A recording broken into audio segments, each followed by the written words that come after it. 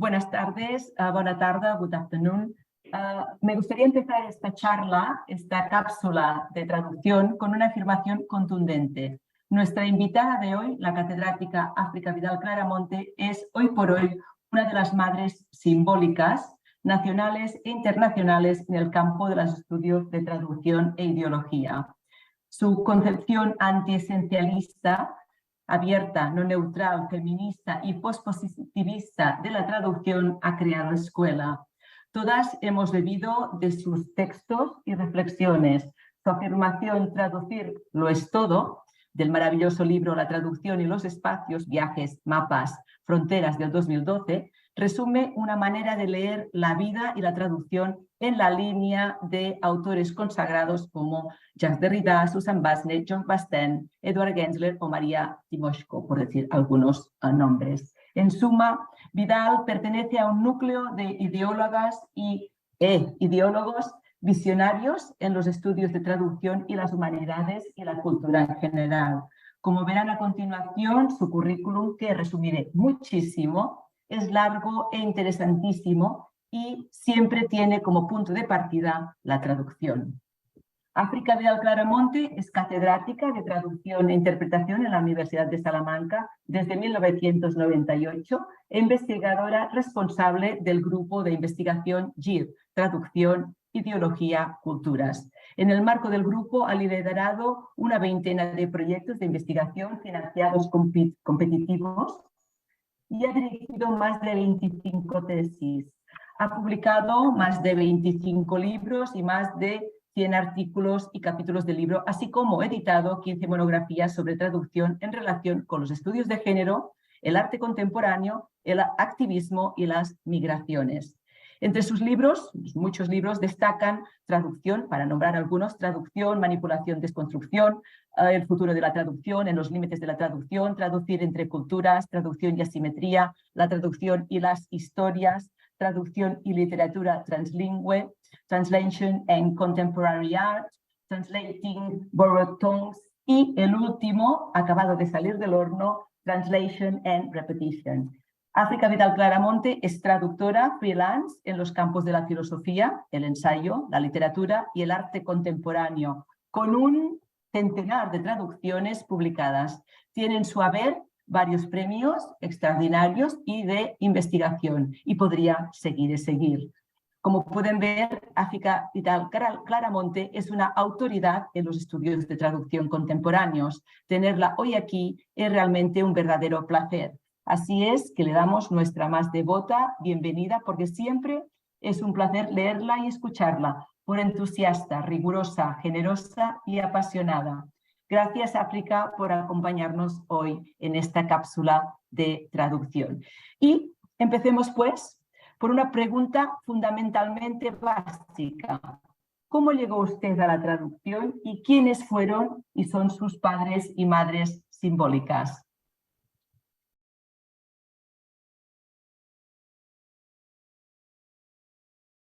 Como Gloria Anzaldúa, Sandra Cisneros, Pat Mora, Txeri Moraga o Gina Valdés han publicado novela, ensayo y poesía representando estos espacios que comentaba entre culturas, entre lenguas, que no siempre, como ha comentado también, no son amables, a veces son muy desagradables, ¿no? Y donde muchas veces chocan culturas y valores. Todas estas escritoras son autoras traducidas, como usted define en sus ensayos. ¿Qué es una autora traducida? ¿Puede ponernos algunos ejemplos, por favor? Bueno, yo creo que la gran mayoría de autores y autoras translingües híbridas son traducidas porque la traducción no es algo ajeno a ellas, sino todo lo contrario. Viven constantemente en traducción. La traducción es algo que les ayuda a vivir cotidianamente. Están traduciendo entre dos mundos y entre dos culturas. Teniendo en cuenta la nueva concepción de la traducción que hay ahora mismo, no digo toda la teoría, ni muchísimo menos, pero gran parte de la teoría contemporánea de la traducción ha ampliado este concepto de traducción y lo ha llevado mucho más cerca de la vida cotidiana y además de una forma transversal. Una autora, traducida es normalmente una autora bilingüe, que incluso ahí entra también, que eso también lo ha estudiado usted muy bien, la cuestión de la autotraducción, que sería un tema también absolutamente aparte, porque eso también pone en jaque el concepto tradicional de traducción. Pero bueno, personas como Gloria Anzaldúa, Cherry Moraga, Elena Viramontes. Anzaldúa, por ejemplo, en la obra clave que todas conocemos, en Borderlands, la frontera, la traducción está en el propio título y la traducción es una constante en Borderlands, la frontera. ¿Por qué? Porque ella ahí lo que dice es que el libro lo dedica a gente que no es ni española ni inglesa y que no se siente identificada ni con el español peninsular ni con el inglés británico, ¿no? Y entonces a estas personas, eso es una cita que usted conoce muy bien, ¿qué otra cosa le queda más que crear su propia lengua?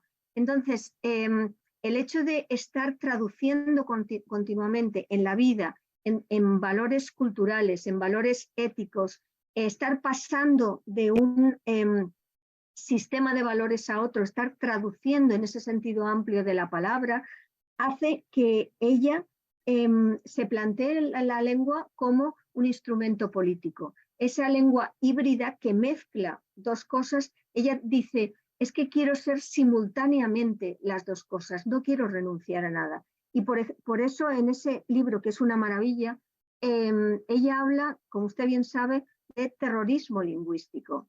Dice que efectivamente esa gente rara, weird, esos atravesados, como ella los llama, son los que practican ese terrorismo lingüístico porque, como he dicho antes, el monolingüismo tiene mucho miedo de lo que no sea homogéneo, de la hibridación, de lo que se sale de la norma, ¿no? Y luego estas mujeres, yo creo que esto probablemente lo sabe usted muchísimo mejor que yo, otro rasgo que quizá las define frente a los hombres chicanos es el feminismo, que usted también ha estudiado. El feminismo de estas mujeres es muy, muy valiente y es un feminismo también en el in-between, ¿no? El feminismo de Sandra Cisneros, obviamente antes el de Anzaldúa, el de Cherry Moraga, son mujeres muy rompedoras que sobre todo las primeras, ¿no? Anzaldúa, Moraga, ellas fueron muy rompedoras en el sentido de que era muy difícil en ese momento ser feminista, ser lesbiana, etcétera, y realmente lo hicieron a través también de ese terrorismo lingüístico que tan difícil es de traducir al mismo tiempo, ¿no? Y luego también, aparte de las chicanas, que yo creo que ahí sigue habiendo, por ejemplo, me estoy acordando ahora mismo de toda la poesía de Norma Cantú, que por cierto es una de las traductoras de Borderlands, la frontera, ¿no? Otra vez el concepto de frontera en toda la poesía de Cantú. Pues, como digo, yo creo que han sido mujeres rompedoras que también han servido de ejemplo para otras muchas mujeres también híbridas que no son del ámbito mexicano americano. Y luego también son mujeres que a las traductoras nos lo ponen muy difícil, porque realmente el adentrarse en esas obras y hacerlo desde una perspectiva ética es muy complicado, incluso aunque lo quieras hacer bien. Me estoy acordando ahora mismo de las dos traducciones que hay de Borderlands, la frontera, una, como he dicho, de Norma Cantú y la otra de Carmen Valle, que también ha estudiado la profesora María Laura Spoturno en un artículo magnífico que salió hace relativamente poco, un año o dos. Y ahí, por ejemplo, las dos traducciones se hacen desde el feminismo. Las dos traducciones son éticas, pero las dos traducciones son muy diferentes. Entonces, realmente, la literatura translingüe híbrida de las chicanas es todo un reto a la hora de traducir. Y creo que también son un ejemplo de la teoría de Borges, cuando Borges decía que la traducción no es ni muchísimo menos inferior al original, sino que todo lo contrario, la traducción completa el original. La traducción no hace más que sacar significados de ese texto original y cuantas más lecturas, cuantas más traducciones haya del texto original, más completo será el texto original. Por lo tanto, estas mujeres nos invitan a eso, a traducir, a hacerlo de una forma ética y a seguir traduciéndolas. Pues como ya he apuntado a esta invitación, ahora pasamos seguramente a cuestiones más prácticas. En su obra ha dedicado mucha atención a las autoras chicanas, como hemos visto, y a los textos multilingües. ¿Podría darnos algunas indicaciones para afrontar estas traducciones?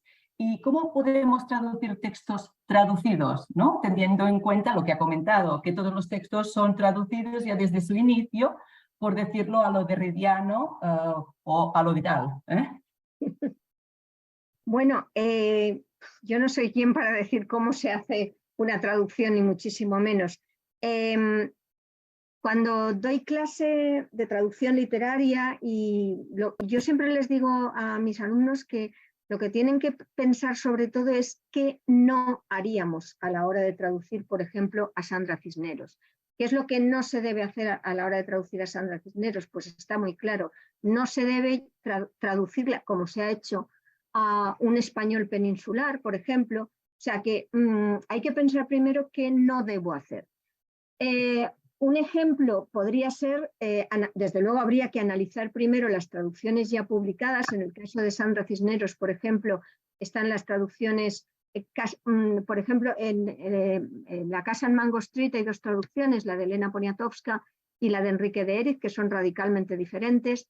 La de Women Hollering Creek también hay dos traducciones radicalmente diferentes. Y para hacer una buena traducción yo diría que puede ayudar mucho a analizar esas traducciones previas, esas traducciones publicadas. Otra cosa que puede ayudar mucho, y eso a mí me lo ha enseñado una que yo considero muy amiga mía y que es, en mi opinión, una de las mejores traductoras de literatura híbrida que tenemos en España, que es Dora Sales, que Dora Sales ha traducido sobre todo a autoras indias, ¿no? A Manju Kapur, bueno, autores también, a Vikram Chandra. Entonces, ella en lo que insiste, y creo que es una muy buena idea, es en acompañar las traducciones de paratextos, acompañar las traducciones de glosarios, acompañar las traducciones de prólogos de las traductoras que le expliquen al lector por qué y cómo se han hecho esas traducciones. Y creo que cada vez más, quizá hace unos años no, pero ahora mismo cada vez más las editoriales se dan cuenta de la necesidad de acompañar estas traducciones de una especie de aparato crítico que expliquen cómo se han hecho las traducciones, y cada vez se están haciendo mejor. Pues ya vamos terminando. Para acabar, nos gustaría saber en qué está trabajando ahora, porque hemos constatado por todas sus publicaciones de intereses de investigación que usted no duerme. Por lo tanto,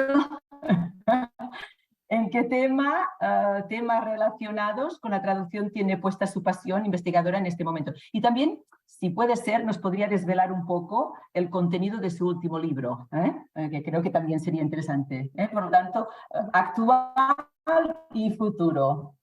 Muy bien. Bueno, pues ahora lo que quisiera, estoy trabajando en la cuestión de las migraciones, traducción y migraciones, pero en vez de verlo en el campo de la literatura, como he visto hasta ahora, lo estoy haciendo en el campo del arte.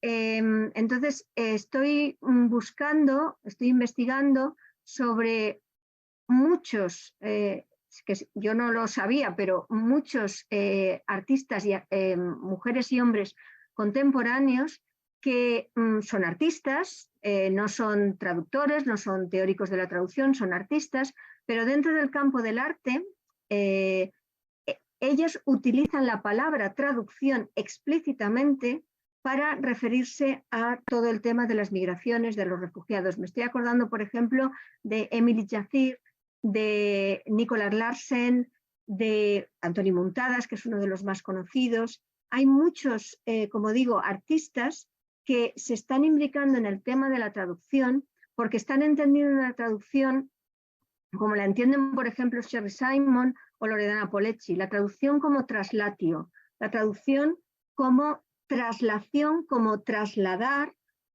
un texto, unos cuerpos a otros contextos, que son vidas traducidas, ¿no? Y esto verlo, cómo se está haciendo, cómo lo están trasladando, efectivamente no con palabras en muchos casos, sino con cuerpos, con imágenes, con sonidos, con, incluso con olores, a través del arte, hacen que eso nos traslade al concepto de experiential translation, de una traducción que es el concepto de Madeleine Campbell y de Ricarda Vidal en un libro fascinante de hace unos años, donde ellas desarrollan este concepto de la experiential translation, la idea de traducir con todos los sentidos, que en una cultura visual como la actual, hace que nos demos cuenta de que no transmitimos solamente o no comunicamos solo a través de palabras, sino a través de otros muchos sistemas semióticos de representación que hace que, por lo tanto, deban ser traducidos. Y respecto al libro, que falta unos meses todavía para que salga, está ya anunciado, es Translation and Repetition. Ahí de lo que hablo es del concepto de repetición, la idea de que no existe la repetición. El libro parte de la hipótesis de que la repetición es imposible, de que eso ya lo dijo Wittgenstein, no lo digo yo. Y entonces esa idea de que la repetición no existe la aplico a un ámbito muy amplio de la literatura, poesía sobre todo, pero también novela, en la que los escritores parten de o nos dan un texto, entre comillas, original, que en realidad es el producto, es la repetición, también entre comillas, de otro texto previo, ¿no? Con cuestiones como la técnica del borrado. Por ejemplo, me estoy acordando de una maravillosa poeta, Jane Bervin, que lo que hace es reescribir los sonetos de Shakespeare a partir de borrar los sonetos originales y de ahí sacar otro texto que previamente, y no lo sabíamos, estaba en ese texto original. Por lo tanto, bueno, el subtítulo del libro es Rewriting Unoriginal Literature, ¿no? O sea, literatura, pero el un entre paréntesis, literatura que no es o sí es original. Y obviamente, si se plantea que no existe el concepto de repetición en el libro, lo que se está poniendo en duda es también la diferencia entre original y traducción. Muchas gracias por desvelar este pequeño resumen de su nuevo libro. Y bueno, muchas gracias por todas estas ideas tan sugerentes, tan provocativas, tan evocadoras. Volvemos a agradecer a África Vidal Claramonte su amabilidad y generosidad al aceptar participar en nuestras cápsulas de traducción. Gracias, África, y gracias también a las personas que nos han seguido desde casa. Pasamos ahora a las preguntas que Paula habrá recogido en el chat y muchas gracias de nuevo. Muchas gracias. Sí, encontró aquí la pregunta que hace Lucrecia. ¿Le parece que la lectura de estas autoras puede ayudar a enseñar a las nuevas generaciones cómo gestionar las competencias interculturales? Y continúa, ¿recomendaría trabajar con estos textos en original y traducción en contextos escolares, educativos? Sin ninguna duda, creo que es una aportación interesantísima. Como he dicho, esta literatura nos hace o nos obliga a reflexionar sobre cuestiones que están candentes absolutamente hoy en día y llevarlo a las aulas e incluso de adolescentes podría hacer que viesen lo que están oyendo continuamente en los medios de comunicación, pero que prácticamente no se les presta atención porque es algo muy cotidiano y que otra vez lo de las pateras, pues verlo en textos donde se cuenta una historia, y una historia casi real, porque muchos de estos, por ejemplo, la novela Solito es una novela autobiográfica. Entonces, ahí yo creo que sería, y de hecho se está haciendo ya en algunos contextos, sería una idea magnífica para acercar a los adolescentes a ese drama de las migraciones y de todas aquellas personas que tienen que huir de sus países, ¿no? Y que nadie estamos exentos de que eso nos pueda pasar. Y acercarlos también a las traducciones sería muy interesante, en mi opinión, porque les haría ver cómo a través del lenguaje se puede construir la realidad. Cómo unas traducciones dicen una cosa y otras traducciones del mismo texto dicen otras radicalmente distintas. Y cómo las traductoras y los traductores tenemos una enorme responsabilidad ética a la hora de acercarnos y de trasladar estos textos. Así es. No sé si hay, bueno, obviamente hay, gracias ¿no? por esta conversación tan interesante, dice María Laura, ¿no? Y relevante. Y dice también, me preguntaba, ¿qué desafíos creen que encuentra la traducción feminista hoy? Pues muchos, Qué porque pregunta más grande, sí. sí, es una pregunta grande, pero es una pregunta muchos y muy interesantes, entre otras cosas porque, claro, como todas sabemos, no hay un feminismo, hay muchos. Y entonces, claro, el primer desafío, creo yo, es situarnos, o sea, cada una estamos, no sé si en uno o en varios feminismos, ¿no? Pero, en mi opinión, lo primero que hay que hacer para acercarse a un texto feminista es ver la autora en qué feminismo está. Y en ese momento hay que cambiar de feminismo. Si nosotras no estamos en ese feminismo, y eso es también un reto, porque realmente hay una serie de palabras clave, habrá una serie de palabras clave en ese texto que a lo mejor nos revelan a nosotras mismas, y eso es lo que no debe pasar. O sea, nuestro feminismo no tiene que sustraer al feminismo que estamos traduciendo, ¿no? E incluso obras, me estoy acordando de una novela maravillosa que yo creo que todas conocemos, la de Bernardine Evaristo, la de Women Girl Ada, que es una novela increíble, traducida a, no sé si a todas las lenguas, pero a un montón. Y claro, ahí es que se nos presenta, Bernardine Evaristo nos presenta a 12 mujeres negras en el Londres actual, pero que cada una, por cuestiones de edad, por ejemplo, tienen una historia muy diferente. Entonces, ahí también hay una persona no binaria, o sea, tenemos un poco todo el abanico, ¿no?, de feminismos contemporáneos, y el propio título es muy difícil de traducir, ha tenido diferentes traducciones, pero cada capítulo, por cierto, además, la novela también es bastante experimental en cuanto formalmente, porque el uso de los puntos, de las comas y tal es muy complicado. Entonces, cada capítulo, puesto que habla una mujer diferente, una historia diferente, cada capítulo es un reto en sí mismo, ¿no? Entonces, ahí casi nos tendríamos que convertir en 12 identidades diferentes para traducir esa novela. Es decir, que es un reto absolutamente. Y yo creo que en la novela feminista, por mucho que hayamos traducido, nunca hay que ser muy humilde y decir, bueno, cada novela es empezar desde cero. Sin duda, un reto y una locura. Ritter dice algo muy pertinente. ¿Se puede traducir, muy interesante, sin tener empatía con la autora original o sin compartir experiencias vitales? Eso es la pregunta del millón. Porque me estoy acordando ahora de toda la polémica de Amanda Gorman, ¿no? Porque que todas la conocemos más que de sobra. Ahí supongo que hay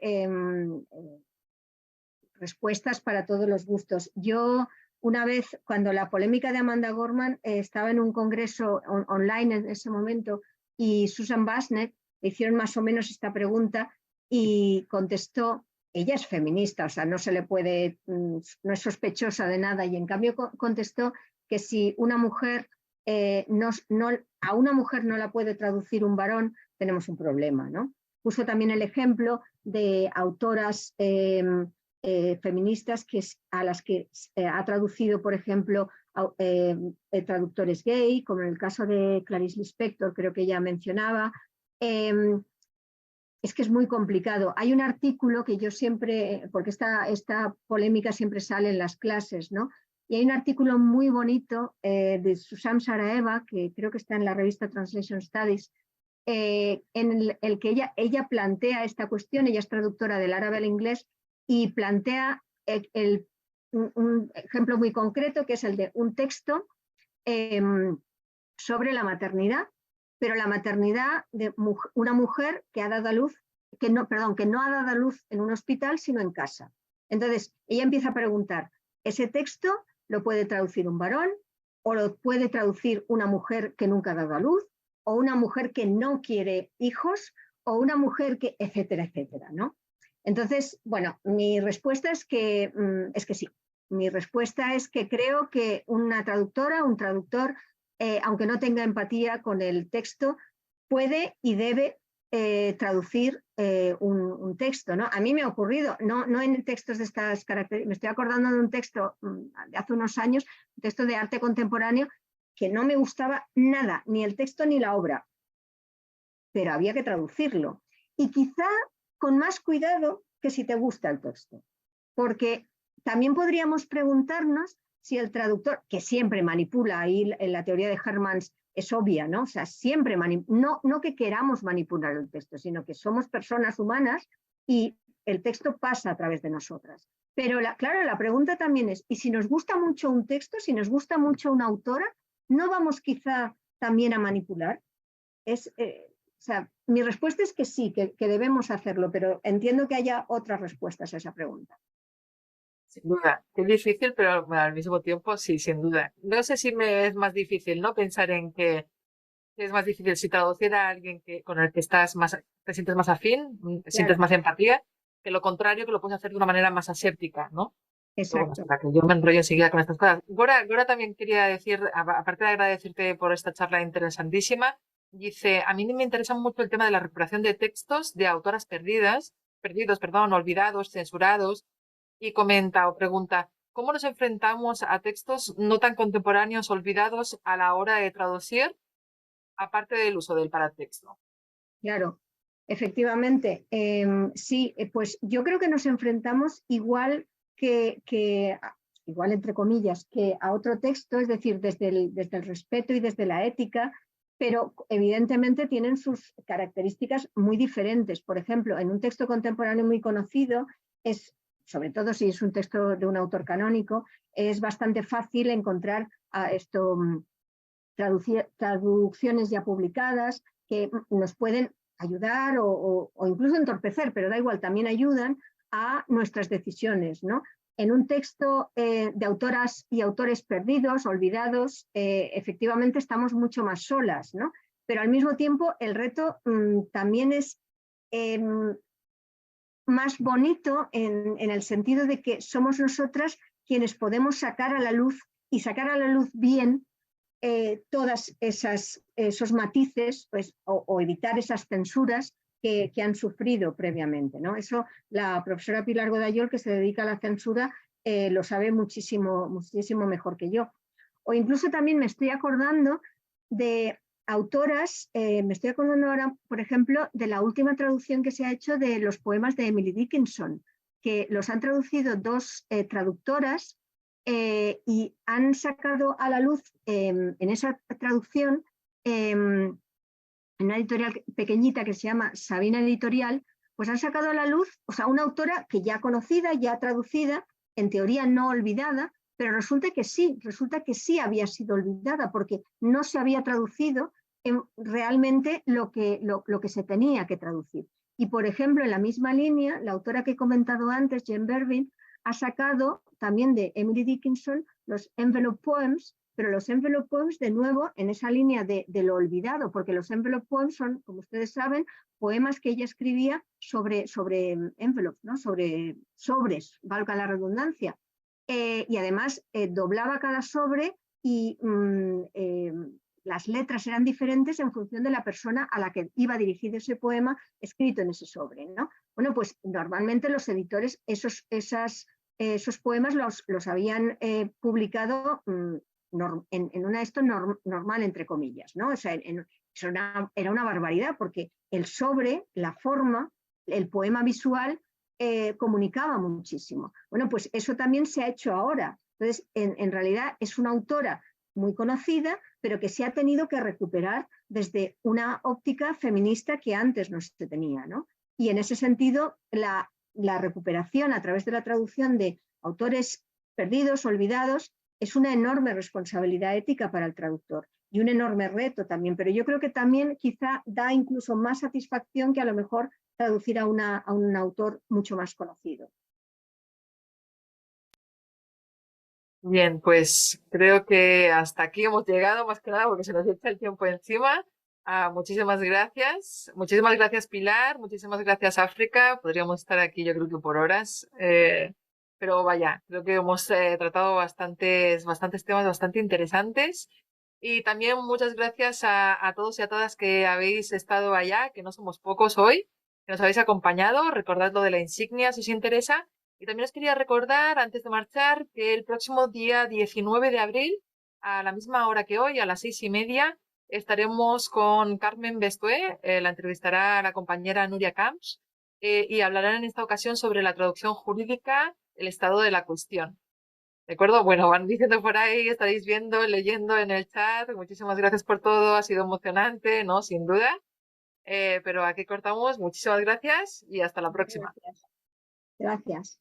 Gracias.